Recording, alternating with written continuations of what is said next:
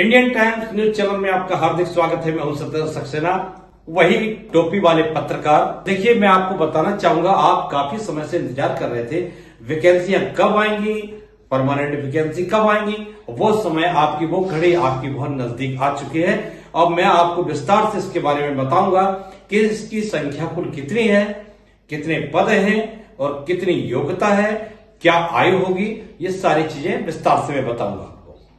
तो मैं बताना चाहूंगा, परिवार कल्याण महानिदेशालय के नियंत्रणाधीन ये होगी जॉब। और नियंत्रणाधीन का जो शब्द आया है, इसका मतलब आप समझ गए होंगे, आप सभी लोग जागरूक हैं, पढ़े लिखे हैं, तो आपको परिवार कल्याण के नियंत्रण में कार्य करना है। इसलिए कहा गया है परिवार कल्याण यानी महानिदेशालय के नियंत्रणाधीन। तो ध्यान रखिएगा, इसका दूसरा अर्थ नहीं लगाना है कुछ, यही है, उसके नियंत्रण में आपको वर्किंग करनी है। और आपको बता दें, 5272 पदों पर सीधी भर्ती है और वही इसमें आवेदन कर पाएंगे जिन्होंने 2023 का पेट परीक्षा क्रॉस किया है, लेकिन बशर्ते उसमें कुछ शर्त भी रखी गई है, वो हम विस्तार से बाद में बताएंगे। सबसे पहले आप आपसे कहना चाहेंगे, इसमें जो वैकेंसी निकली है टोटल 4892, जो सामान्य भर्ती है। इसमें जो आपने देखा होगा 9212 में जो 380 पद को छोड़ दिया गया था, वो 380 पद को समन्वय इसमें कर दिया गया, तो इसको जोड़ के 5272 पदों पर सीधी भर्ती हो रही है। तो हम आपको बिल्कुल यहां ले चलते हैं। अब है क्या मामला, अनारक्षित यानी कि इस पर कोई रिजर्वेशन नहीं है। इसमें 2399 पदों पर अनारक्षित भर्ती है और अनुसूचित जात 435, आदिवासी 390 और पिछड़ी जाति 1559 और ईडब्ल्यूएस के 489 पदों पर भर्ती होगी। इसमें इंटरमीडिएट और इंटरमीडिएट के साथ साथ आपका नर्सिंग डिप्लोमा होना आवश्यक है। देखिए, दो तरीके की नर्सिंग होते हैं, एक तो डिप्लोमा होता है, एक डिग्री भी होती है। बहुत से लोग डिग्री धारक भी हैं और ये नहीं है कि एएनएम की डिग्री हो, लेकिन हाँ डिग्री धारक हैं। जैसे नर्सिंग की कोई डिग्री लिए है, बीएससी नर्सिंग है, बहुत से लोग अप्लाई कर देते हैं। आप कर सकते हैं, बशर्ते फिर आप अन्य पदों के लिए कोई अप्लाई न करें। तो अब हम आपको बताना चाहेंगे, अब आपकी आयु सीमा कब से जोड़ी जाएगी, सबसे बड़ा विषय यही है। आप सोच रहे होंगे कि आयु सीमा में क्या उन लोगों को छूट दी जाएगी जो संविदा में कार्यरत हैं और जो जब से कार्य कर रहे हैं, वो ओवर एज होने को हैं और उनके लिए बेहद बहुत अच्छी खुशखबरी है। तो मैं बताना चाहूंगा, 1 जुलाई 2024 को 18 वर्ष से कम नहीं होना चाहिए आयु सीमा। और यह ध्यान रखने योग्य बात है, 1 जुलाई 2024 को 18 वर्ष से कम ना हो। अधिक के लिए तो काफी लंबी सीमा है। और आयु सीमा है 18 से 40 वर्ष। अनुसूचित जात जनजात को 5 वर्ष की छूट है और पिछड़ी जात को 3 वर्ष की छूट है। अब यहां पे प्रावधान आता है, क्या बहनें सोच रही होंगी, क्या संविदा वाले लोगों को छूट मिलेगी? हाँ, उनको यथावत 5 वर्ष की छूट तो है ही है, लेकिन उनके में एक चीज सामने आती है, मैं आपको कल विस्तार से बताऊंगा, लेकिन फिर भी हम इतना बताते हैं, जो संविदा में सेवा काल आपका रहा है, जैसे कि 5 वर्ष, 6 वर्ष, 7 वर्ष अगर रहा है, तो जब तक कि आपकी सेवा अवधि रही होगी तब तक की आपकी छूट मिलेगी। एक सीमा होगी, जैसे 7 वर्ष है, 8 वर्ष है, 6 वर्ष है या 9 वर्ष है। अन्य ऐसा होता है तो इसकी सेवा अवधि के जो समय आपने जो दिया है परिवार कल्याण को या एनएचएम को दिया है, तो वो आपका समय इसमें जोड़ दिया जाएगा, आपको पूर्णतः छूट मिलेगी, आप आवेदन कर सकते हैं।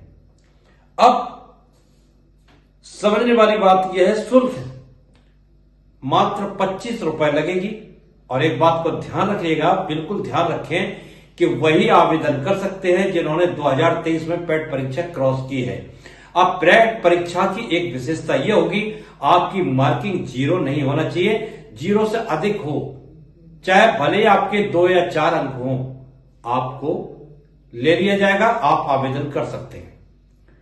अब यह आपकी होगी मेन परीक्षा और इसको आपको क्रॉस करना होगा।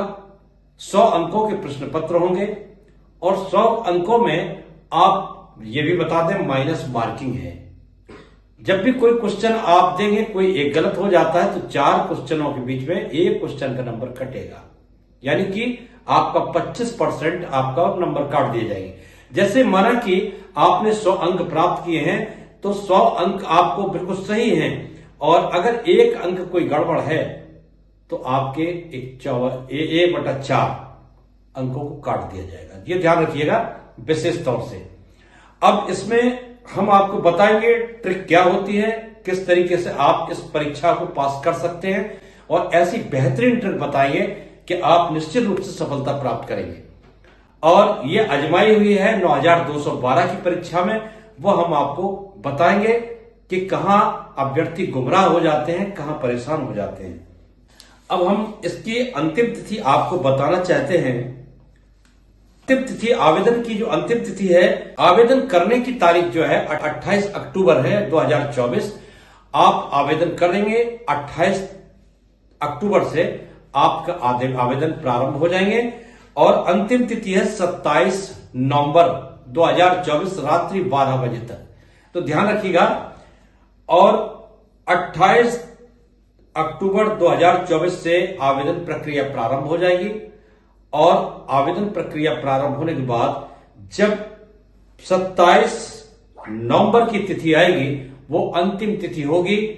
और आपको बता दें कि रात्रि 12 बजे तक ये पोर्टल खुला रहेगा। लेकिन हम आपको एक विशेष बात बताना चाहेंगे, कोई भी वैकेंसी होती है, मैंने अब तक के काल में यह देखा है कि पहले आओ पहले पाओ।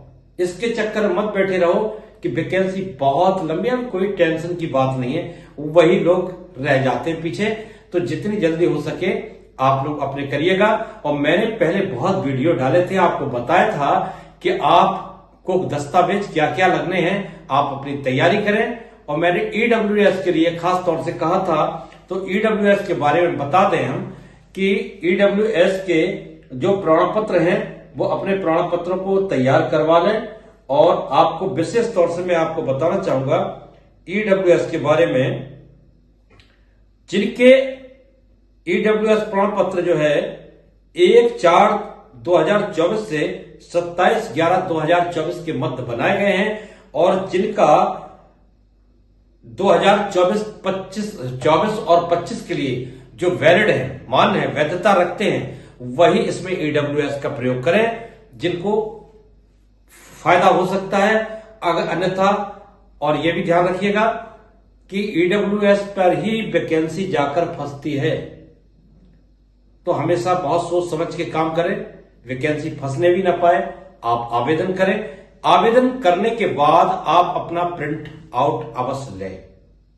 समाचार जरा बड़ा हो रहा है, लेकिन कल मैं हाजिर होऊंगा, इसलिए मैं समाचार को शॉर्ट में बता दे रहा हूं। कल तक के लिए आपसे विदा लेते हैं। आप समाचार देखिएगा और जो भी हो, आपकी समस्याएं हो, हमारे कमेंट बॉक्स में डालिएगा। मैं आपकी समस्या का समाधान बिल्कुल करूंगा। और इस भर्ती में मैं आपको बता दूं कि हर समस्या का समाधान इंडियन टाइम्स के पास है और आपको हर तरीके से मैं आपको गाइड करता रहूंगा। और तब तक के लिए मैं अपनी बहनों से विदा लेता हूं। नमस्कार।